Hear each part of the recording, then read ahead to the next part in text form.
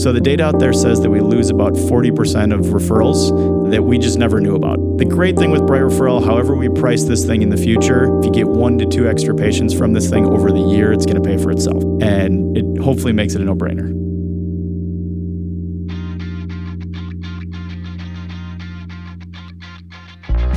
I'm Dr. Chris Sudit, and I'm shining a light on the innovators of our profession to help transform your practice and inspire the future of our specialty. Welcome to the Illuminate Orthodontic Podcast.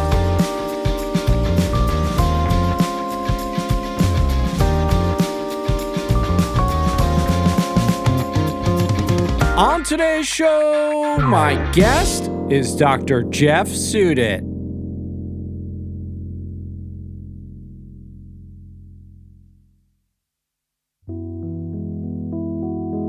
Welcome back to Season 6 of Illuminate as we continue to celebrate the 5-year anniversary of the podcast. We've got a fantastic episode for you today, the first in a series of interviews recorded in Philadelphia during the recent AAO annual session. Before we dive in, I'm excited to share that I've recently joined the team at Hess Orthodontics and Southern Orthodontic Partners. While it wasn't an easy decision, I want to express my heartfelt thanks to the doctors, team, and patients at Blue Wave Orthodontics. The past 6 years have been filled with meaningful work, lasting friendships, and some wonderful memories. I'm looking forward to this next chapter and grateful for the chance to continue doing the work I love. And don't go anywhere. We'll be right back after we spotlight one of the innovators making an impact in our specialty.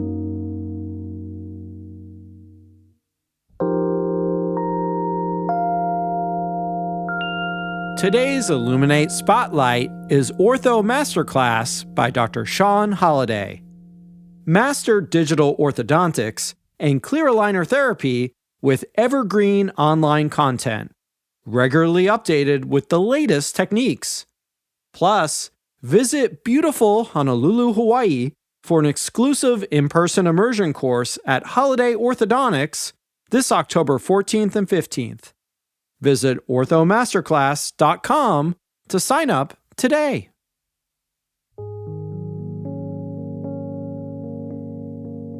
Today I'm thrilled to shine a light on a fellow orthodontist who's constantly challenging the status quo. Dr. Geoff Sudit practices in Minneapolis, Minnesota, where he and his wife Liz built Mint Orthodontics with a shared vision for a patient-first, tech-forward experience.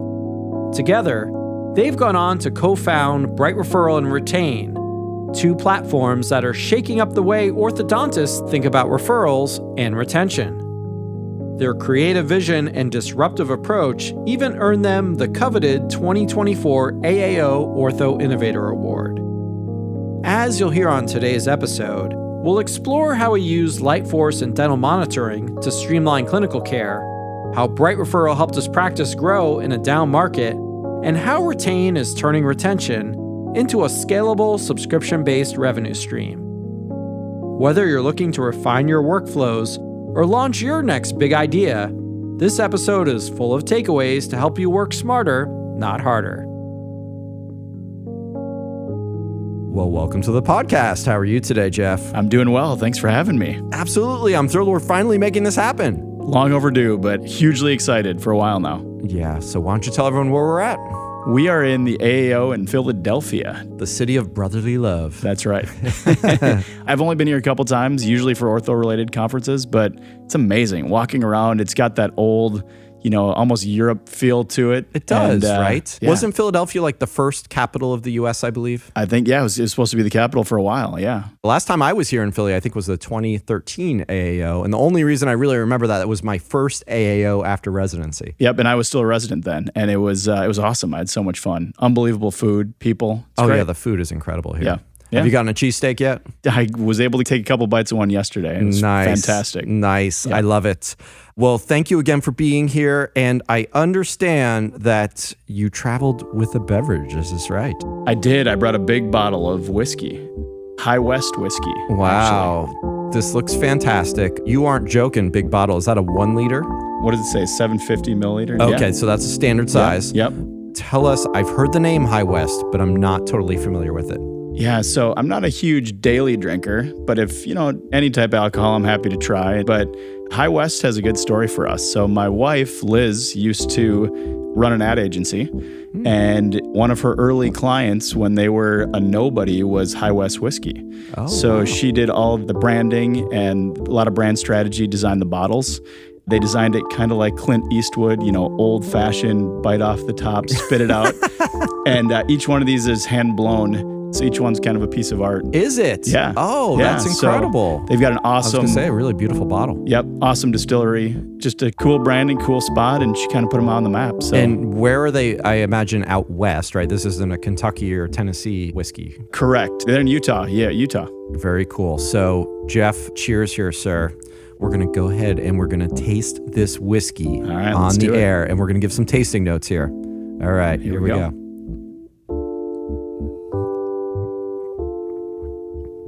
Ooh, that is nice. It's nice. It's got to have a pretty high percentage of corn because it's got a really nice sweetness. Yeah.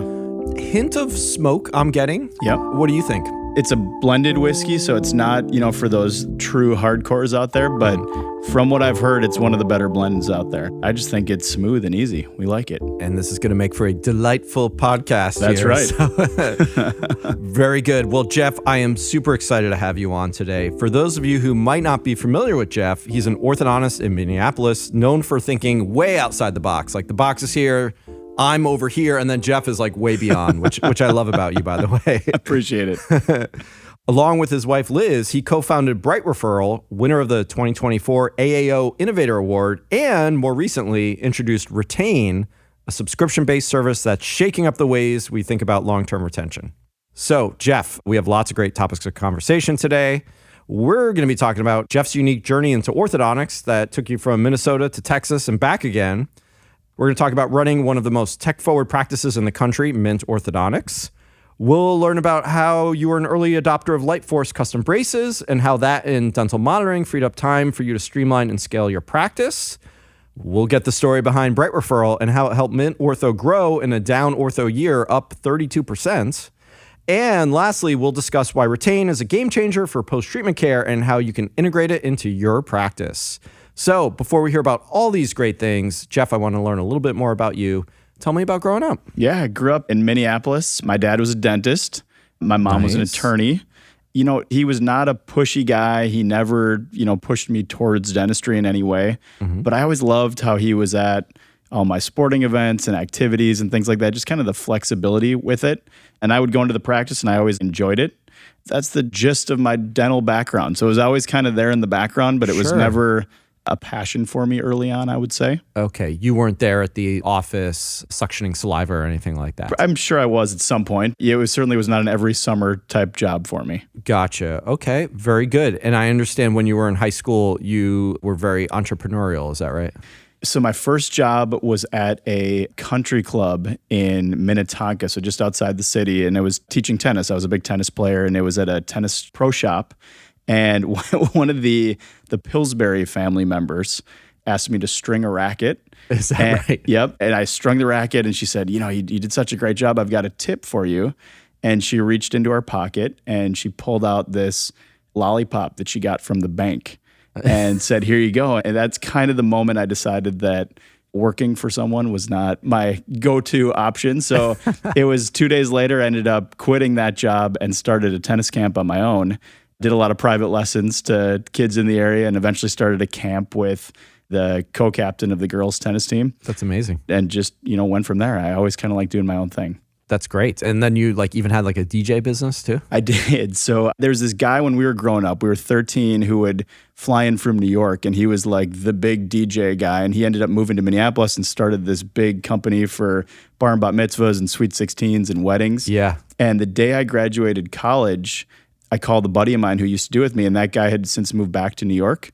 And so we started A-List Entertainment, a DJ business in Minneapolis, and we grew it to about 28 employees where we could do, we could do like 4 events a night. And I was a resident when I sold it, an ortho resident. And it's still going today, so it's still around. That is a great so story. any of those bar bat mitzvah people out there in Minneapolis, book A-list entertainment. I love it.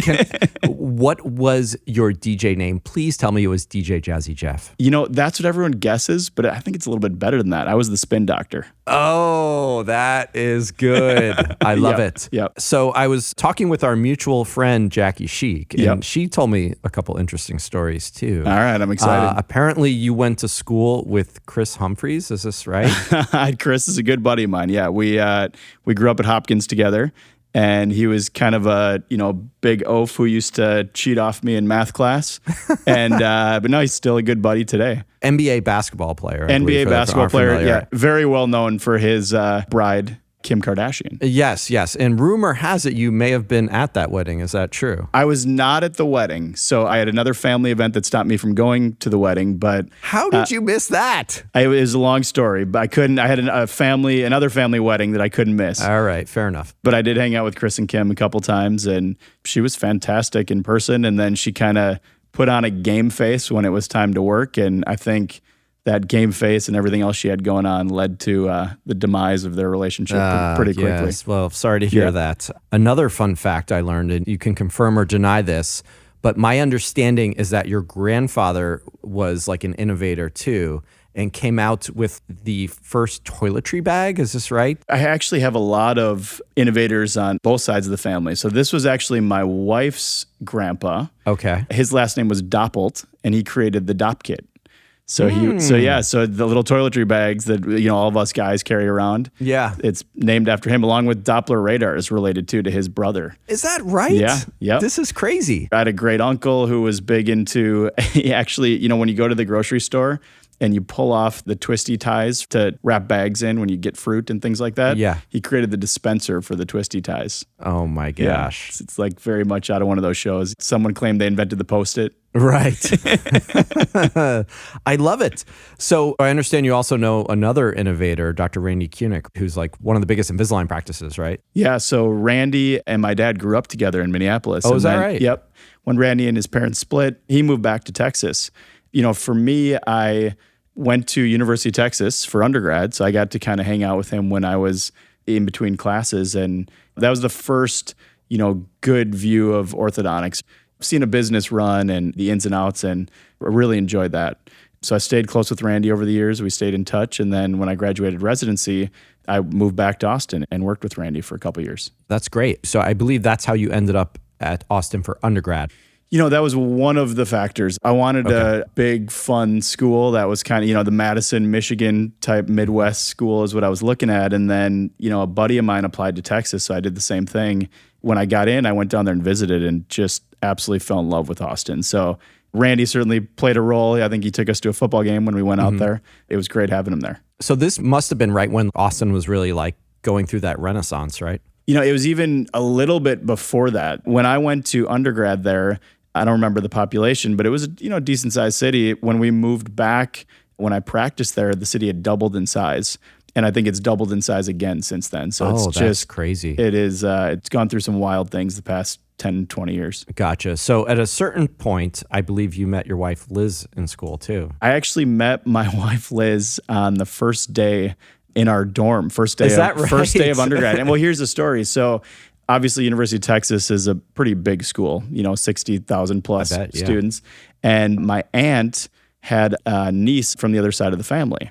And she told me that I needed to meet this, girl named Lindsay. And I was like, okay, Auntie Pam, I'll do my best to try to meet this person in this massive school. And on day one, sure enough, Lindsay, who had been there for her sorority rush for a couple weeks ahead of time, went through and knocked on all the boys' dorm rooms. And her roommate, Liz Friedman at the time, was there with her.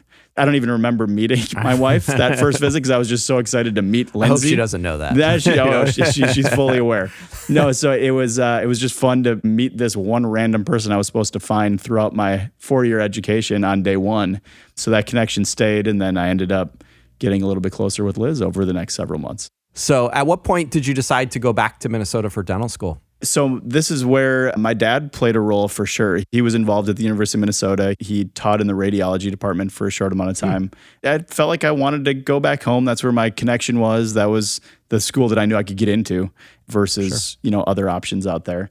So we got to go back home and did dental school for 4 years in Minnesota and then practiced general for a year before going back to Minnesota residency as well for ortho. Gotcha. And Minneapolis has really grown a lot too in terms of like cities that have had sort of cultural renaissances. Yeah, that's a really cool city out there. It's gone through a lot, and it's 3-4 months out of the year, it's a beautiful place to live. It gets cold. It does get cold, and it's weird to see skyways and things underground that are made for the weather. We say in Minnesota that it's never really too cold. You're just kind of underdressed if you think you're cold. So that's all it is. But no, it's a beautiful place to live, and we're by the lakes and everything else, and it's fantastic. So what was your ortho residency like at University of Minnesota? Some people, you hear good and bad things about the residency. I was really obsessed with it. I love Brent Larson. He's one of my mentors out there, and just one of the coolest forward-thinking docs out there. Big disciple of profit, and wrote textbooks, and everything was low pressure, but amazing teaching. He'd come over and joke about things and just teach you something that you never even thought of before. So he loved my residency there. And, I had guys like Brian Anderson and Teeters, and came after people like Jackie Sheik and Brandon Owen, and just some cool people. I was going to say, we've had so many disciples of Brent Larson on this podcast that I think that really speaks volume to his ability, right, as a teacher. That whole family, and, his kids, Chad and Matt, they're fantastic, and I had a lot of relationship with them over the years. So just great. Very cool. So at a certain point, you graduated, and then I believe it was Randy sort of calling, right, that brought you into his practice, that you went back to Texas? Yeah. First of all, we missed Austin. We loved living there so much, and we kind of had that college connection to it that we wanted to kind of get back into after living in cold Minneapolis for 8 years. But it was hard to turn down going back to a place like Randy Koenig's office, where he was so tech forward and it was such a well-oiled machine in a beautiful part of Austin. So it was just fantastic to go back there and learn from one of the best. And so you were there for about 2.5 years, is that right? Yep, I was there for 2.5 years and treated a ton of aligner patients, learned a lot about business. It was funny because really early on, we kind of learned that we were two alphas and we weren't meant to, practice together long term. But once we made that decision, it got really fun, and I stayed there for a long time and enjoyed it. And I also practiced at a couple of other locations within Austin and learned some of the ways I necessarily didn't want to run my practice, for example. But it was great.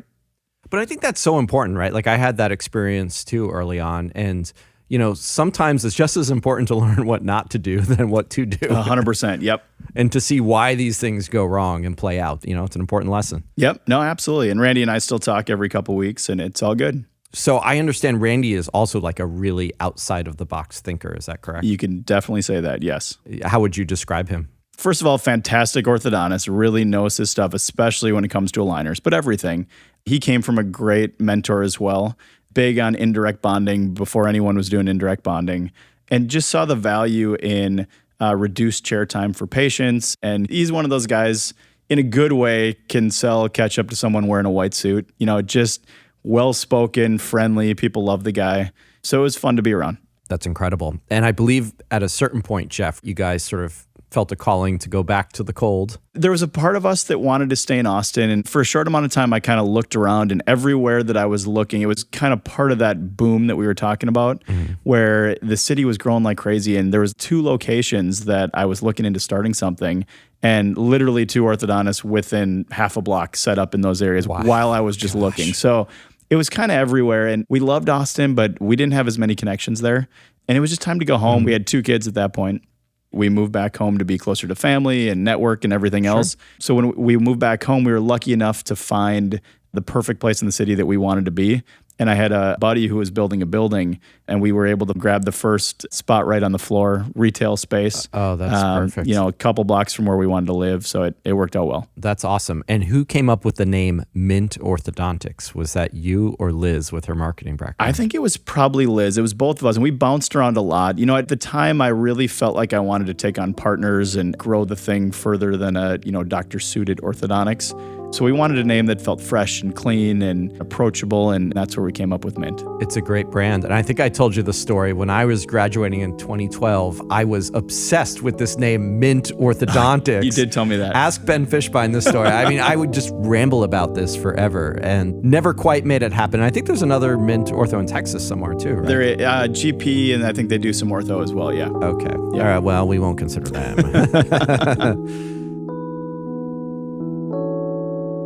When we come back, in just a moment, how Geoff and Liz launched Mint Orthodontics with a 4-page list of everything they hated about going to the doctor and turned it into a blueprint for a better patient experience.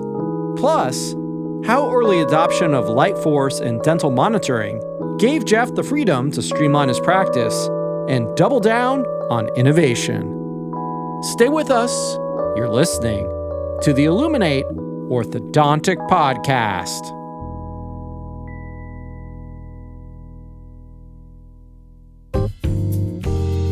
Kind support for this podcast comes from Kiessling Ortho. What if your braces appointments felt as efficient as aligner appointments, but with more control and less digital homework? The Kiessling Custom Digital Solution combines digital indirect bonding with a custom prescription delivered through Kiessling software and a full portfolio of custom brackets for even more flexibility. This clinically driven system reduces repositioning, shortens doctor-intensive chair time, and gives you more control from start to finish. Request a demo at kiesslingortho.com.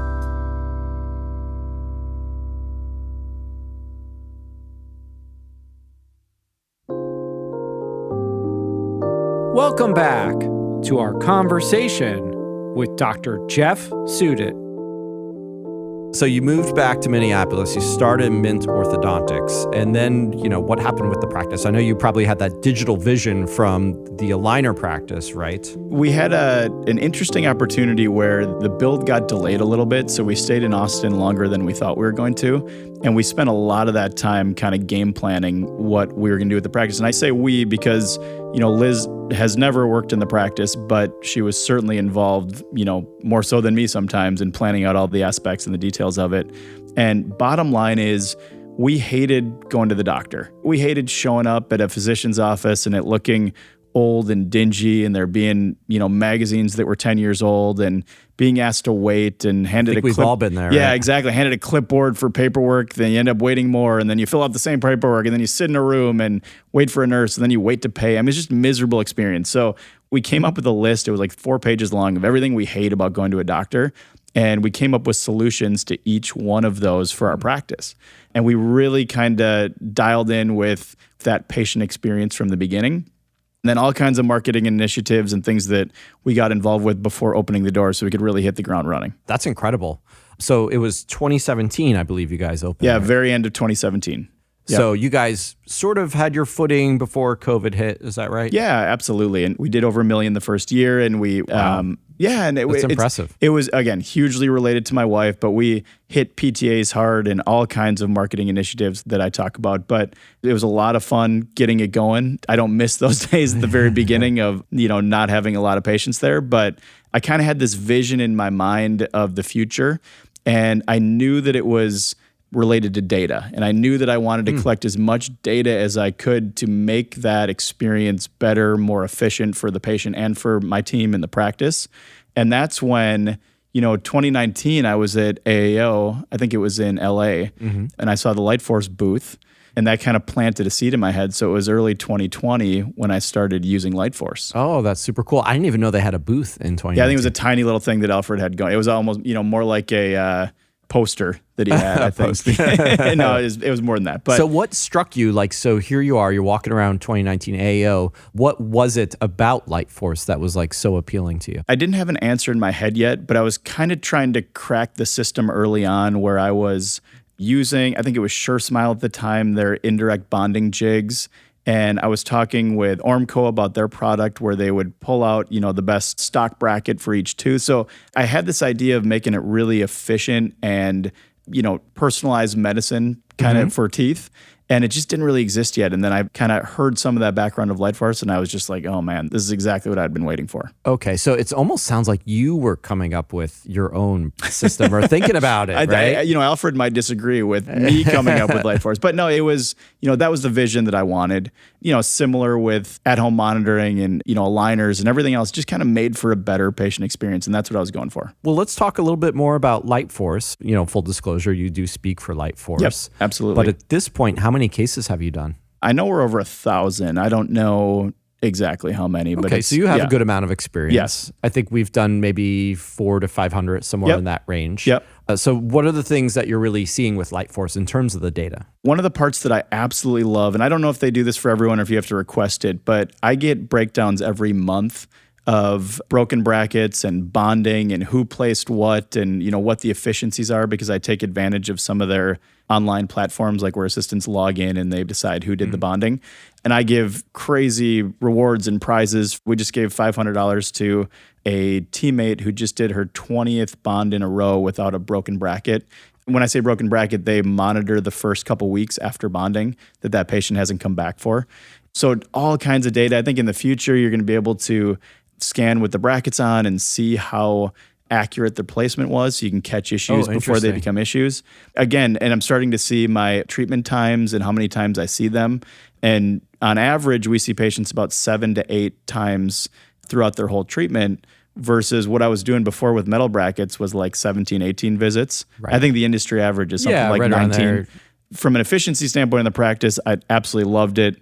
But bigger reason is just the patients. They don't have to come in as often. It's shorter visits, more predictable, things like that. No, that's great. And, I've definitely have seen the efficiencies too. I don't think we're at 8 or 9 visits. We're probably closer to like 12, 13. Yep. But I certainly love the product. I think, the challenge that I've faced, and maybe some others have or haven't, we have encountered some issues with bracket breakage. Have you run into that? There was no question. They went through a summer where it was a hard time. They were going through some manufacturing changes. They made some mistakes along the way. And they're still, looking back at it, they're still a very new company. Mm-hmm. But one of the coolest parts about LightForce is at the heart, it's a software company, meaning they can go in there and make a change to the bracket and then push that out on a large scale. And you think about the other bracket companies out there that make a change to their bracket, sometimes it's one change every 5 years, 10 years at most. Right. Whereas LightForce can tweak things really quickly. So they change their base, they change the structure of the bracket, they change the clarity of the bracket.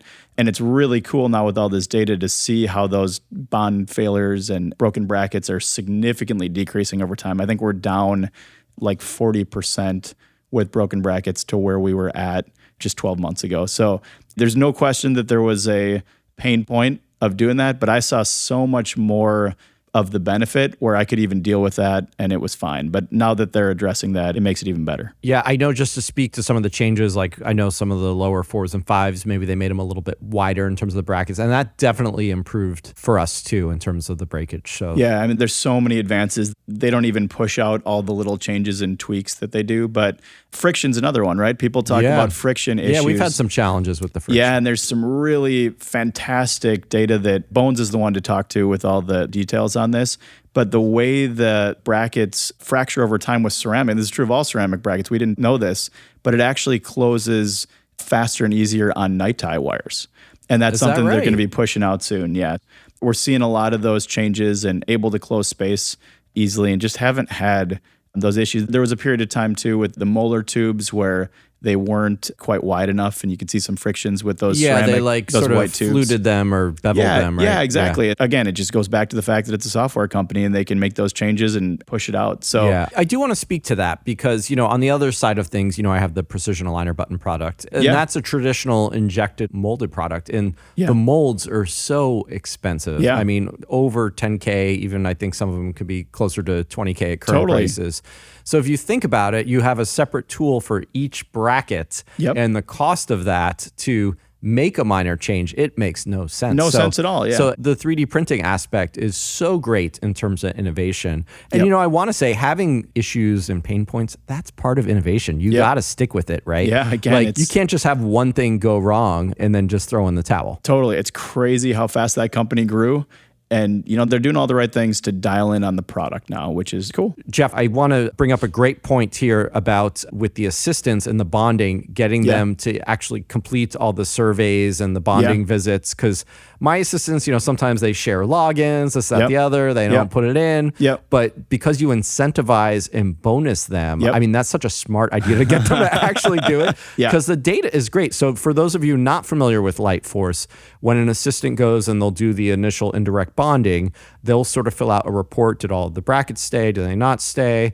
And again, speaking to your point of data, this provides a lot of information back to the company that they can actually identify if a certain assistant is maybe needs some retraining, having issues with contamination, things like that. And the nice part is too, as long as they log in as themselves, which again, we give bonuses to, and we've had 100% success rate on that, I think for 6 months and going. But they can't lie about anything, because if a brace comes loose or breaks, they have to reorder another one. And then that gets logged, kind of dinged against them. And patients make mistakes. They chew on things they shouldn't chew on. So everything never happens in my practice. Everything's taken with a grain of salt. But again, the data is fantastic, and they're just touching on what it can be. So speaking of efficiencies in the practice, I believe you do remote monitoring too. Yeah, I'm a big DM user and have been again since I think it was 2020. So one of the earlier users. And we put everyone on DM, braces or aligners.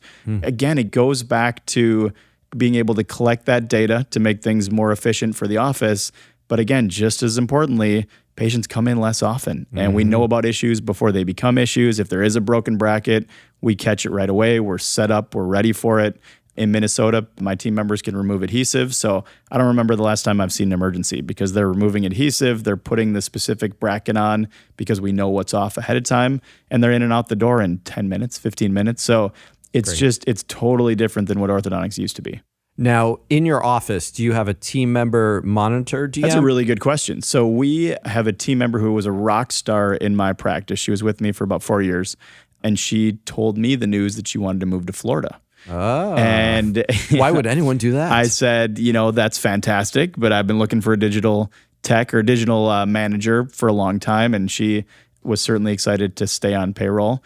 And she's fantastic. So she does all of our dental monitoring. Before we started working with remote response, we'll talk about that in a minute. She does all of our ordering. So my team slacks her. She does all the ordering. She's got her hands in a lot of different things. She's one of the hardest working team members we have. Oh, that's incredible. So she was doing that for a period of time, but then you got into remote response, right? Yeah, I was talking with Glenn, and the thing that sold me on it was he nailed it when he was telling me, is it one of your best team members who's doing your DM? This is Glenn Krieger, by the way. Yeah, Glenn Krieger. Yeah. And I said, yes, of course. And he said, I can give her some time back to do other things. And I said, all right, tell me more. You sold me. I didn't believe him at first. And then he kept Glenn got you with that hook. That's right. He got me with the hook. And that's what nailed it for me. And so Mari is her name, and she's a rock star.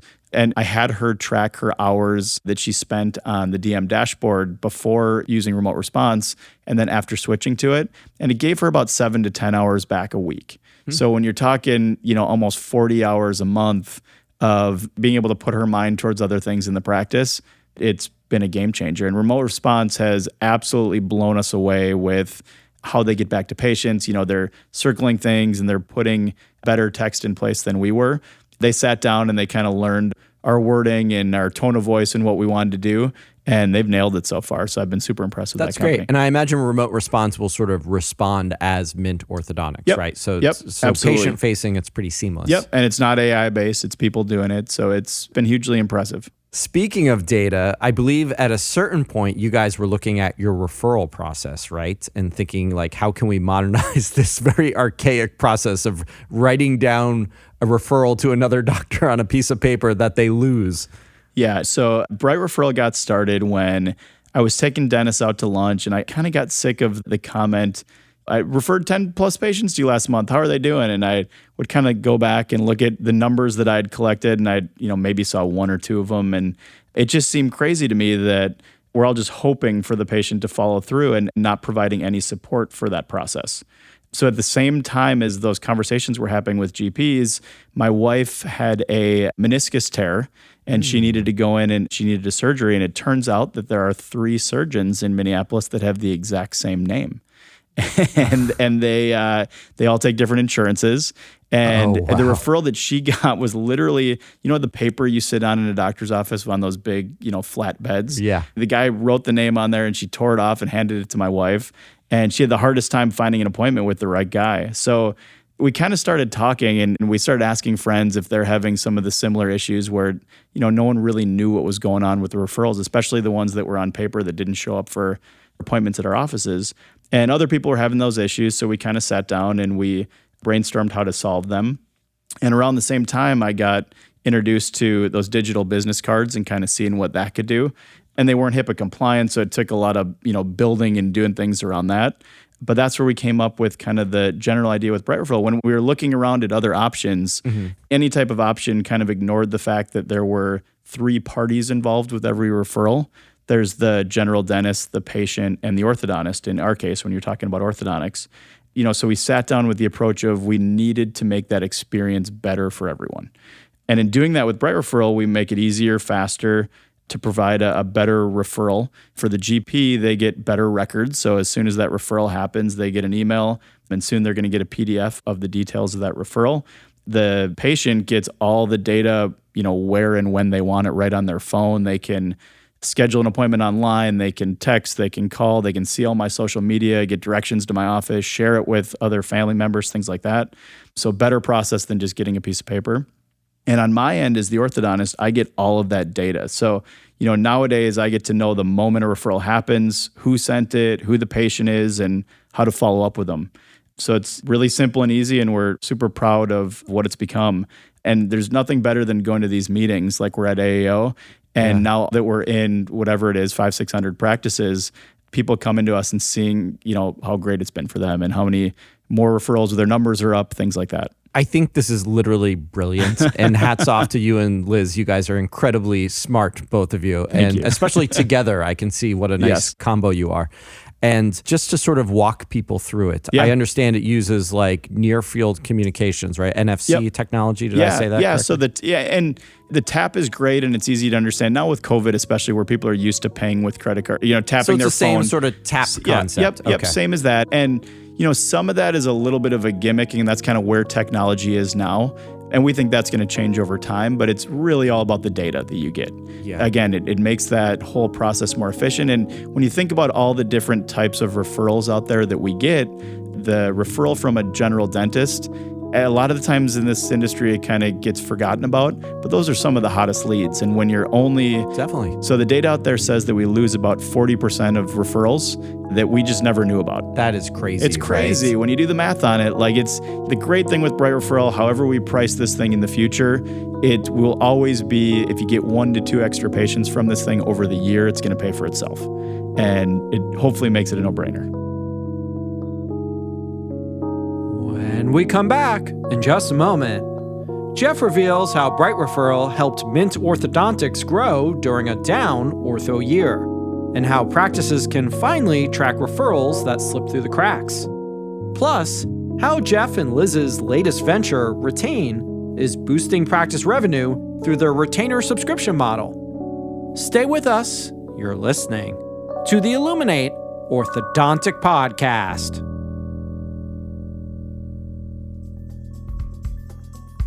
Kind support for this podcast comes from Orthodontic Pearls.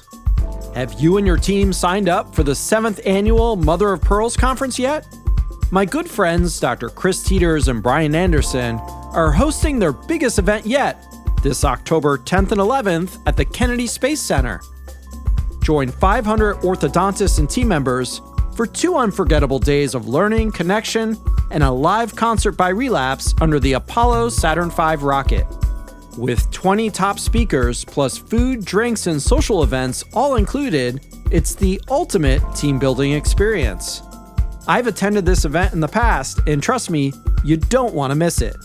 Seats are limited, and MOPC sells out every year. Visit orthodonticpearls.org to register, and be sure to check out the Orthodontic Pearls podcast, with new episodes dropping every 2 weeks.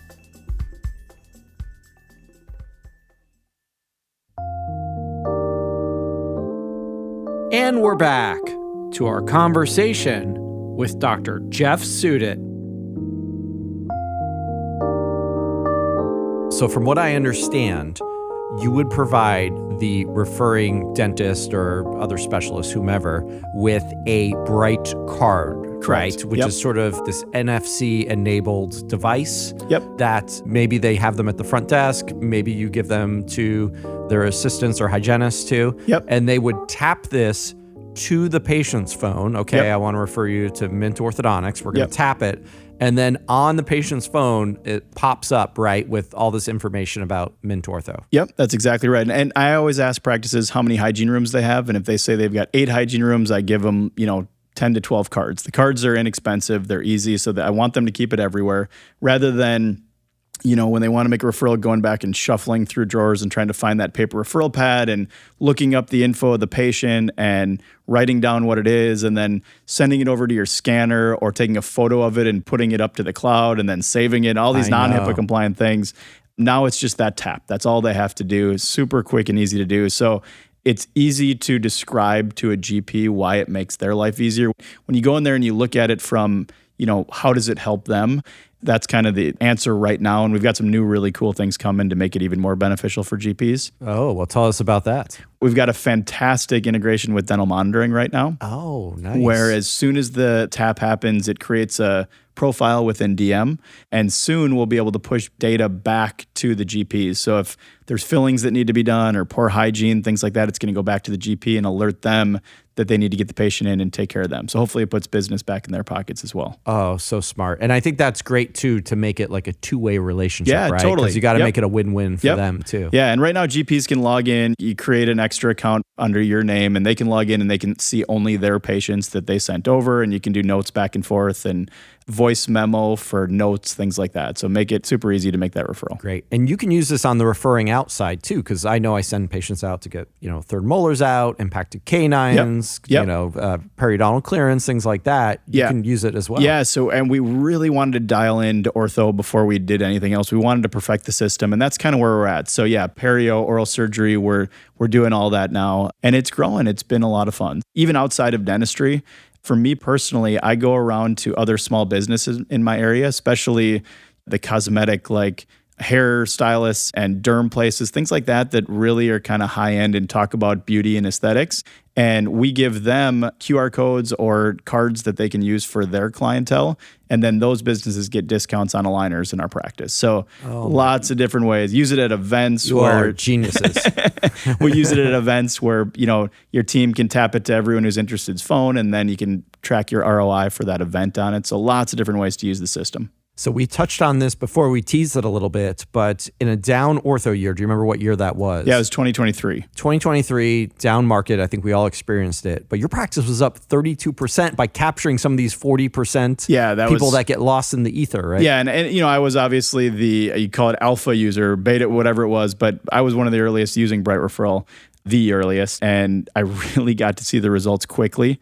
I was up 32% in 2023, and 2024 was also kind of flatter down. I think we were up about 19% last year. So that's incredible. It's been fantastic. So let me ask you this. I mean, do you have any practices that are more like old school, and do you get any pushback from the practices? What's interesting is we have found that it's all about how you roll it out. Okay. And it's actually the older docs that have a much better relationship with the referring GPs. It's their buddies and, their golf partners, drinking buddies and whatever. And they have a really easier time sitting down and kind of showing them what it is. And that's what we encourage people to do is either, happy hour, lunch and learn, and really kind of show the team how easy it is to make that tap and referral happen. If you just kind of drop it off, some of the younger docs who get the technology, they just kind of drop it off at practices and then the utilization takes longer to get going because they were never fully instructed how to do it. Mm-hmm. Because the technology is so simple, I would say less about age and more about just your relationship with the GPs. Very good. Well, I want to congratulate you and Liz again on winning the 2024 AAO Innovator Award, which is high praise. Thank you. And I believe you also won the OrthoTank Award at the 2023 AAO for Bright Referral, that was right? 2023, yeah. And that was a lot of fun. And that was a opportunity to get in front of your peers and some people that are well respected, and then as the winner having the AAO invest in the company, which was pretty cool as well. That's super cool. So for those who aren't familiar with OrthoTank, how about we describe that a little bit, Geoff? It's set up a lot like Shark Tank, where there's the sharks of the industry. I think the AAO has a contract with a VC firm, but then also companies like LightForce and Kiessling and other successful businesses kind of sit on that panel. Oh, I've never been asked to be a shark.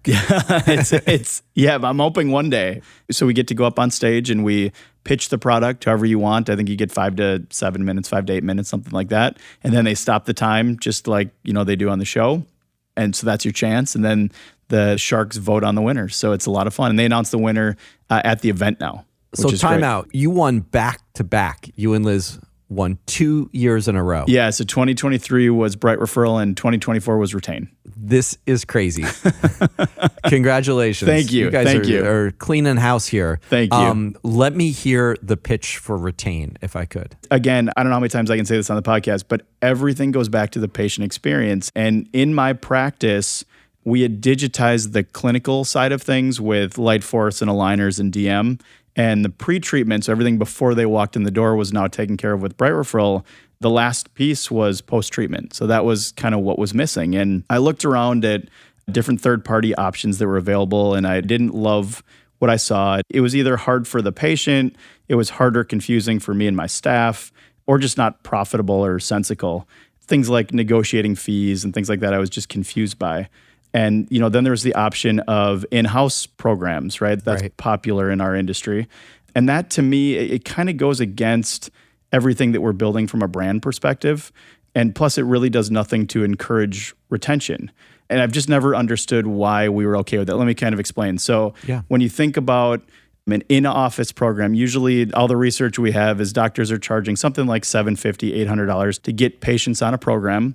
And then for a period of time, say 5 to 7 years, sometimes even 10 years, patients can order retainers at a reduced price.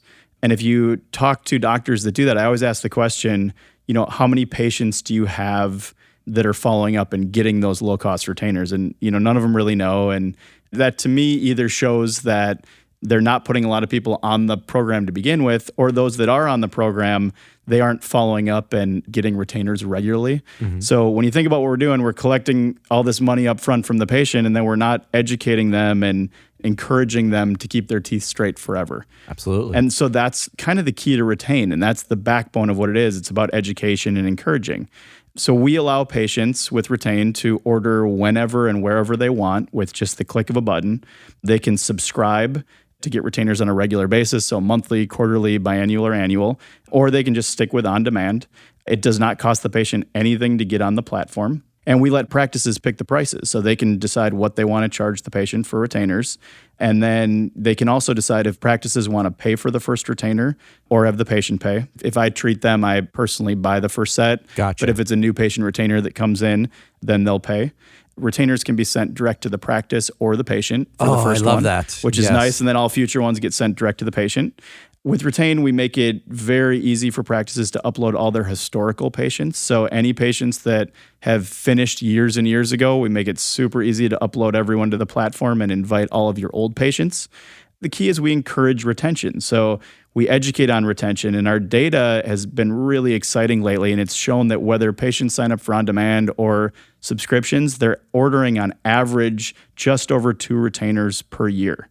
And then the practice collects 50% of revenue on every order that's made by the patient forever. So nice. We as Retain, we manufacture it, we ship it, we handle fit issues, everything else. Practices just get patients sign up for it, and then they collect that 50% revenue. Which the price, just to reiterate, the practice sets it. So whether they charge whatever $200, $295. Yeah, I think the minimum is either $45 or $50, but yeah, they can charge whatever they want.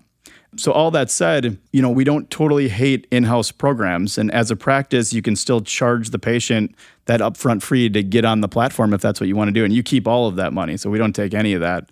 You would just charge them access to get on the Retain platform. So that makes it really easy for all those legacy programs out there that are stuck in that we've been doing this for 7 to 10 years and we don't know how to get out of this. You just start charging to get on Retain, and then we handle everything from there. Great. Yeah, we hope that it's really a game changer for patients and practices.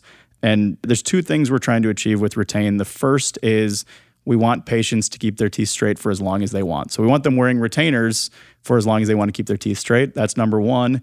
We want to encourage them to do it and stay on the platform. And then number 2 is we want to change the value of practices. So if you think about orthodontics historically, we have 18 to 24 months of collecting revenue off patients. With Retain, we hope it's a, forever thing. So it's back to that data that we got. We're just under 3% with our churn rate. So once patients are on this thing, they tend to stay on it. That's fantastic. Yeah, and we're hoping it's a long term. So you think about how that compounds over time with your historical patients and patients that you're putting on.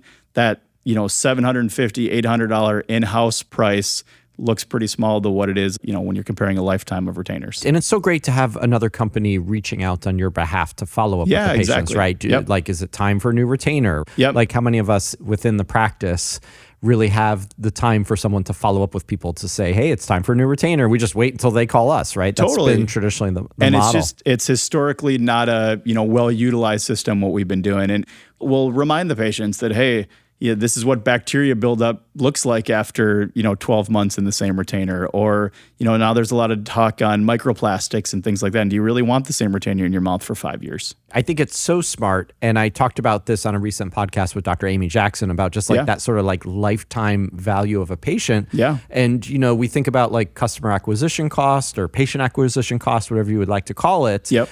Why are we kicking these patients out the door when we're done with our year, 2 years, whatever people are doing for retention, right? Yeah, and again, historically, you don't have the time or the bandwidth to be dealing with all those patients. So when you work with a third-party company like we are, where we handle, everything else, it's just made to be easy, but made to be profitable as well. So smart. And by the way, we work with Partners Dental Studio as our partner on this. So they're manufacturing and shipping everything. Oddly enough, Partner's your partner. That's right. Every retainer that we use is highest end Zendura material. So, very high-end retainers to make it best experience possible. That's fantastic. Yeah. And love the name Retain. Thank you. Another branding win. Thank you. And yes. thank goodness you didn't try to steal Relapse. That's all I have to say. That's right. We love Relapse. I take it back. We do not love Relapse as Retain. We love Relapse, the band. The band. Yes. All right. Yeah. Well, on that note, lots of great topics today. Let's learn about what you like to do for fun. I know you're busy, right, with your family? Yeah, we've got 4 kids. So we had those 2 kids, and one in Minneapolis and one in Austin, Maisie and Asa, and then we were going for a third, and we got the bonus twin set. So, nice. Yes. So we've got 4 little ones. Wow. 11, 9, and 2 6-year-olds, which is great. I love coaching baseball, so I'm helping out on on a traveling baseball team. And then my younger twins in t-ball, so that's a lot of fun. I try to play some tennis and things like that, but with all the businesses we've got going on and family and everything else, I stay busy. You got a little bit on your plate, Geoff. Yep. Let's be honest. But it's fun. I'm not able to sit still very easily. I can tell. Well, sir, it's about time to wrap it up here. We have to get over to the expo hall and maybe some lectures. Anything you're looking forward to at the AAO here, whether in the expo or talks? A lot of talks that I'm excited about. Farrakhar's Magical Unicorn. Can't wait to see that one. And what day is that? That's today, later this afternoon. All the AI stuff is really cool and great to learn about. I'm a big fan of that. My favorite thing to do at the AAO is just walk the expo floor, kind of go down the aisles and just kind of see. I love looking at the smaller booths out there. Yeah, it's fun to walk around with the Aligns and the Ormcos and LightForces, and the big booths is cool. Yeah. But I like looking at the little ones and kind of seeing the taste of what's to come, the orthoberries and kind of those small startups out there, which is pretty cool. You're looking for another Alfred Griffin with his poster out there. Exactly. That's exactly right. I love that. Yeah. Awesome. Well, Geoff, if people would like to get in touch with you, what's the best way? They can go to iloveretain.com. You can go to brightreferral.co, or you can just reach out to me directly on the social media platforms. I'm going to be speaking at the Orthopreneurs Summit coming up. Fantastic. Yeah, on how to grow to your practice to 5 million plus. So I'm excited to talk through that. But yeah, just reach out to me, email, direct, or social media is easy. Okay, and what's the best email? drsuited@mintortho.com. Well, Geoff, this has been a fantastic conversation. Thank you for your patience on getting on this podcast. You've been someone I've wanted to interview forever. No, my pleasure. We've got busy schedules. Not only are you brilliant, but hilarious. So thank you so much. Thank you. Cheers to you, sir. Cheers. We have plastic cups, so you're not going to hear a clink. That's right. Boink. There we go. Should I do it with you? Yep. Yeah. Boink. Oh, yeah. There, Boy, 1, 2, 3. Clink. All right, everybody. Until Cheers. next time. Cheers. That's all for this episode of the Illuminate Orthodontic Podcast. On this episode, you discovered how identifying pain points in your practice can lead to a more intentional and memorable patient experience. How adopting digital tools like LightForce and DentalMonitoring can improve efficiency while reducing in-office visits. And how platforms like Bright Referral and Retain can generate new revenue by solving gaps in your referral and retention systems. If you're a fan of the show, be sure to follow Illuminate so you never miss a podcast. A very special thanks to our sponsors for this episode. That's KLO and Ortho and Orthodontic Pearls. And we're proud to support orthodontic innovation through our Illuminate Spotlight feature, today highlighting Ortho Masterclass by Dr. Sean Holliday.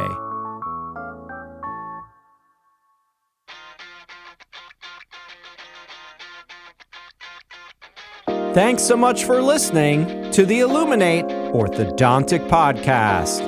As always, this podcast would not be possible without the Illuminate team. That's Skylar Adler, joined by Johnny Mitchell on the mixing console, and Tom O'Grady on the Fender Rhodes electric piano. Until next time, this is Dr. Chris Setta signing off.